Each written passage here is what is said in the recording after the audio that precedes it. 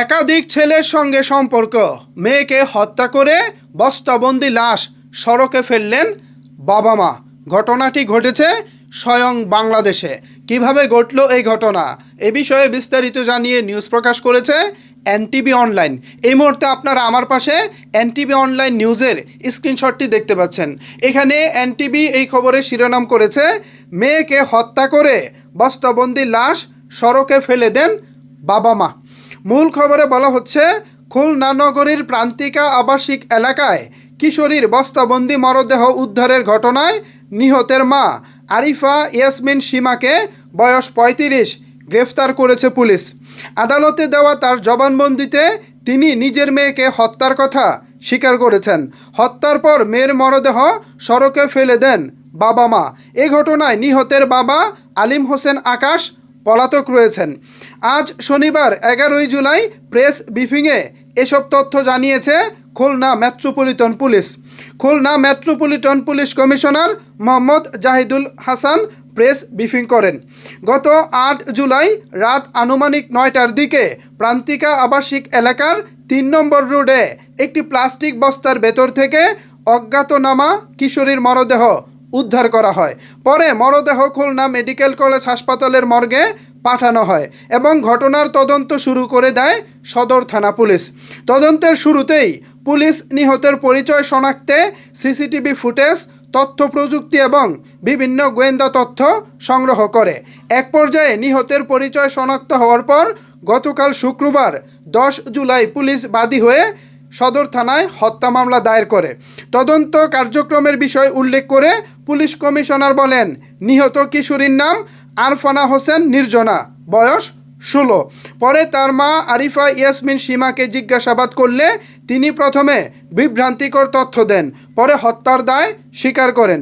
জবানবন্দিতে দেওয়া সীমার বক্তব্য উল্লেখ করে পুলিশ জানায়, বিভিন্ন ছেলের সঙ্গে মেয়ের সম্পর্ক নিয়ে পারিবারিক কলহের জেরে তিনি নিজের মেয়েকে হত্যা করেন। হত্যার পর মরদেহ প্লাস্টিকের বস্তায় ভরে প্রান্তিকা আবাসিক এলাকার একটি সড়কে ফেলে রেখে ঘটনাটি ভিন্ন খাতে প্রবাহিত করার চেষ্টা করেন। পুলিশ কমিশনার আরও বলেন, এ ঘটনার মাত্র ৩৬ ঘন্টার মধ্যে অভিযান চালিয়ে আরিফা ইয়াসমিন সীমাকে গ্রেফতার করা হয়।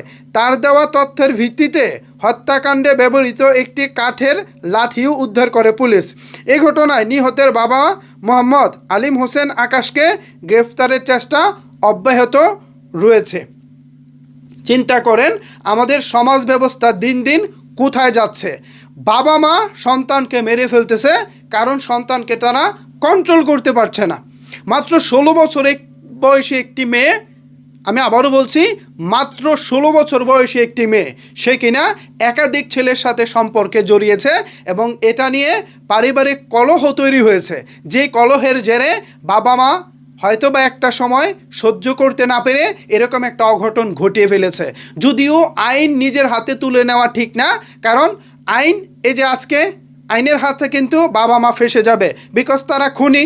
যেহেতু মা নিজে স্বীকার করে নিয়েছে এই মেয়ে হত্যার পিছনে তারা জড়িত, সুতরাং আইন তো আর তাদেরকে ছাড়বে না। প্রথমত মেয়েটার জীবন শেষ হয়ে গেল, দ্বিতীয়ত বাবা মায়ের জীবনটাও শেষ হয়ে গেল। এক কথায় পুরো পরিবারটা শেষ হয়ে গেছে। এখন আমাদের সমাজ ব্যবস্থাটাকে যদি আমরা সবাই ঢেলে সাজাতে না পারি, আজকে হয়তোবা এই পরিবারে এই ঘটনা ঘটেছে, 2 দিন পরে এই ঘটনা আমাদের পরিবারেও আসতে পারে। সুতরাং এই খবরগুলো শুধু খবর হিসেবে না দেখে এখান থেকে আমাদের শিক্ষা নিতে হবে, কিভাবে আমরা পারিবারিক শিক্ষা বাড়াতে পারি, কিভাবে আমরা আমাদের সামাজিক ব্যবস্থার উন্নতি ঘটাতে পারি। ভিউয়ার্স, এ বিষয়ে আপনাদের মতামত কি ভাবছেন আপনারা? এই যে খুলনা আজকে যে ঘটনাটা ঘটে গেল, এই ঘটনা নিয়ে আপনাদের মতামত কি জানাতে পারেন আপনার মতামত নিচের কমেন্টস বক্সে। ধন্যবাদ সবাইকে এতক্ষণ আমার সাথে থাকার জন্য।